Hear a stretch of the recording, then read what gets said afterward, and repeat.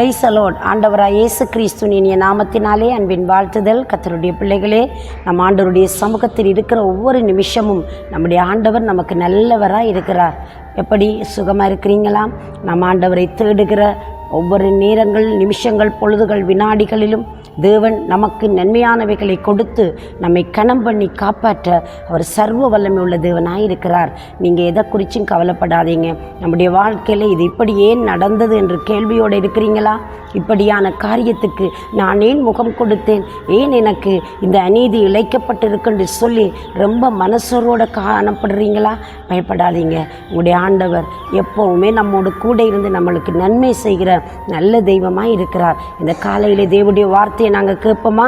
இந்த நேரத்திலும் நீதிமொழிகள் புஸ்தகம் 3வது அதிகாரம் 26வது வசனம் இப்படி சொல்லுகிறது: கர்த்தர் உன் நம்பிக்கையாய் இருந்து உன் கால் சிக்கிக்கொள்ளாத படிக்கு காப்பார் என்று சொல்லப்படுகிறது. கர்த்தரை நம்பிக்கையாக இருக்கிற பொழுது நம்முடைய வாழ்க்கையில் வருகிற இடரல்கள், இன்னல்கள், தீமைகளுக்குள் நாங்கள் சிக்கி நம்முடைய வாழ்க்கையை அழித்து விடாதபடி, நம்முடைய வாழ்க்கையை சிதைத்து விடாதபடி, நம்முடைய வாழ்க்கையை அங்கே இல்பொருள் ஆக்கி விடாதபடி காப்பதற்கு நம்முடைய ஆண்டவர் போதுமானவராய் இருக்கிறார். அன்பான கர்த்தருடைய பிள்ளையே, நீ இந்த நாளில் ஒரு பயங்கரமான காரியத்திற்குள்ளே முகம் கொடுத்து நான் இதில் எப்படி மீண்டு கொள்வதென்று தெரியாமல் நீங்கள் ரொம்ப போராடி கொண்டிருக்கிறீங்களா? நீங்கள் குழப்பம் அடைய வேண்டாம். நீங்கள் அங்கே தேவனை நோக்கி பார்த்தவரை சார்ந்திருங்கள். அவரை எப்படி உங்களோட வாழ்க்கையிலே மீண்டு வர வேண்டும் என்பதை அவர் உங்களுக்காக செய்து முடிப்பதை நீங்கள் அமைதியாய் நின்று கொண்டு நீங்கள் பாருங்கள். அவர் உங்களுக்காக நன்மை செய்வார். அன்பு பிள்ளைகளே, அன்றைக்கு இஸ்ரவேல் மக்கள் எகிப்திலிருந்து புறப்பட்டார்கள். புறப்பட்டு வருகிற பொழுது அவர்களுடைய வாழ்க்கையில் அவர்கள் பாரிய ஒரு பிரச்சனைக்கு முகம் கொடுக்கிறார்கள். முதலாவது அவர்கள் சந்தித்தது என்ன தெரியுமா? செங்கடல் முன்பதாக இருக்கிறது. தேவனுடைய வாக்கின்படி இந்த மக்கள் நடந்து வந்தார்கள். தேவனுடைய அழைப்பின்படி அவர்கள் அங்கே வருகிறார்கள். வருகிற பொழுது என்ன நடக்கிறது பாருங்களேன். அந்த இடத்திலே செங்கடல் அவர்களுக்கு முன்பதாக நிற்கிறது. பின்பதாக பார்த்தால் எகிப்தும் சேனைகள் பயங்கரமாய், பார்வோனின் படைகள், குதிரைகள், இப்படிப்பட்ட பயங்கரமான பலத்த படி ஒன்று அவர்களுக்கு பின்பதாக வந்து கொண்டிருக்கிறது. முன்பதாக செங்கடல் நின்று கொண்டிருக்கிறது. இவர்களுக்கு எப்படி இருக்கும் சூழ்நிலையை யோசித்து பாருங்கள். நாங்கள் சில வேளையில் சொல்கிறோம், ஐயோ எல்லா பக்கமும் நெருக்கமாக இருக்கு, நான் என்ன செய்கிறது என்று தெரியாமல் நான் தடுமாறிக்கொண்டு இருக்கிறேனே என்று சொல்லி நாம் யோசித்து கொண்டு இருக்கிற பொழுது தேவன் நம்மளுக்கு ஒரு புது வழிகளை திறந்து நம்மை விடுவித்த எத்தனை சந்தர்ப்பங்கள் நம் வாழ்க்கையில் இருக்கு. யோசித்து பார்க்குறீங்களா? இந்த நாளில் அன்பு பிள்ளையே, உன்னுடைய வாழ்க்கையிலே நாம் அப்படி முகம் கொடுக்கிற அந்த சூழ்நிலைக்கிலே தேவன் எங்களுக்கு ஒரு புது வழியை உண்டாக்கி இந்த தடை எங்களுக்கு முன்பதாய் நின்று எங்களை பயப்படுத்தி கொண்டிருக்கிறதோ அந்த தடையை நீக்கி, அந்த தடைகளுக்கு முன்பதாக நாங்கள் வென்று கொண்டவர்களாய், நாங்கள் அதை ஜெயித்தவர்களாய், நாங்கள் அதை சுதந்திரித்தவர்களாய், அதை அனுபவிக்கத்தக்கதாய் என் தேவன் இன்றைக்கும் எனக்கும் உங்களுக்கும் போதுமானவராய் இருக்கிறார். எகிப்தியர்களுக்கு செங்கடல் தடையாயிருந்தது. பின்பதாக பார்வோனும் அவருடைய படைகளும் வந்து கொண்டு நெருக்கி கொண்டிருந்தது.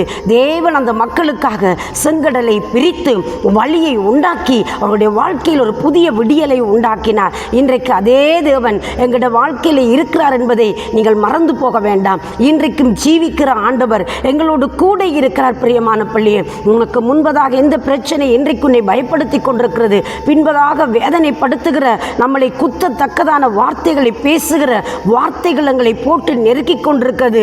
இடதுபுறம் வலதுபுறம் பார்த்தால் உதவி செய்ய யாரும் இல்லை என்று சொல்லி கலக்கம் அடைஞ்சு கொண்டிருக்கிறீங்க. செய்யாத குற்றத்துக்கு தண்டிக்கப்பட்டு கொண்டிருக்கிறீங்க. செய்யாத குற்றமும் அவதூறும் உங்கள் மேலே சுமத்தப்பட்டு கொண்டு இருக்கிறதா? பயப்பட வேண்டாம். நீதி உள்ள நியாயாதிபதியாகிய தேவன் உங்களை காண்கிறவராய் இருக்கிறார். உங்களுடைய சார்பிலே செயலாற்றுவார். உங்களுக்கு ஒரு வழியை திறந்து கொடுப்பார். நம்ம நினைப்பதற்கும் வேண்டுவதற்கும் அதிகமான அற்புதங்களை செய்கிற கடவுள் தாமே இன்றைக்கு உங்களோட வாழ்க்கையில் ஒரு அற்புதம் செய்வார். எதை குறித்தும் கலக்கமடைந்து விடாதிருங்கள். எதை குறித்தும் சோர்ந்து போகாதீங்க. சூழ்நிலைகள் மாறிவிடும். உங்களோட வாழ்வின் சோர்வுக்கு இடமளிக்காதிருங்கள்.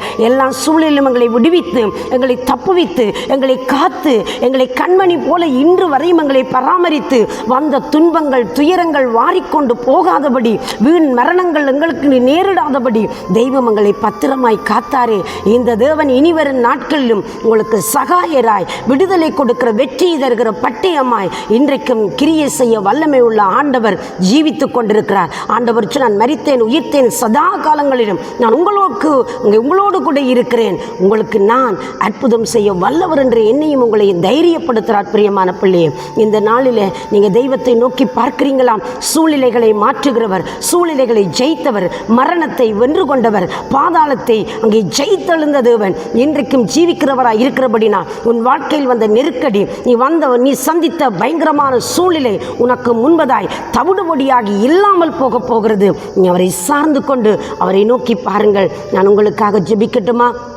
பரிசுத்தம் நிறைந்த நல்ல ஆண்டவரே, இயேசு கிறிஸ்துவின் வல்லமுள்ள நாமத்தில் நான் ஜெபிக்கிறேன். உம்முடைய பிள்ளைகளுக்கு முன்பதாக இருக்கிற எல்லா சூழ்நிலைகளையும் சாதகமாக்கி விடுவித்து ஒரு அற்புதத்தை செய்து உம்முடைய மக்களை கனம் பண்ணும் தேவனே. நீரே பொறுப்படும், ஆசீர்வதியும். எல்லாவற்றையும் உம்முடைய கரத்தில் ஒப்பு கொடுத்து இயேசு கிறிஸ்துவின் வல்ல நாமத்தில் தாழ்மையோடு ஜெபிக்கிறேன் ஜீவனுள்ள நல்ல பிதாவே. ஆமேன், ஆமேன். தேவன் தாமே நிறைவாய் உங்களை ஆசீர்வதிப்பாராக. God bless you.